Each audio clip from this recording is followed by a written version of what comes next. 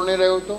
Sir 379/414 में है sir. अरे 399 में चोरी का है तो किसका चोरी का है? रेत का चोरी का है जी ना। सर, जी सर। ये ट्रैक्टर की चोरी का है। नहीं सर, और रेत चोरी का। जो इलीगल उसमें रेत ट्रांसपोर्ट हो रही थी उसका पेनल्टी लग गया है ना। जी सर। और पेनल्टी पे हो गया है। जी सर। तो किस बात की चोरी अब? ज़्यादा होशियार बन रहे हो तुम। अब तो कानून में भी नहीं है कन्फिस्केशन करने की पावर आपको, या फॉरेस्ट डिपार्टमेंट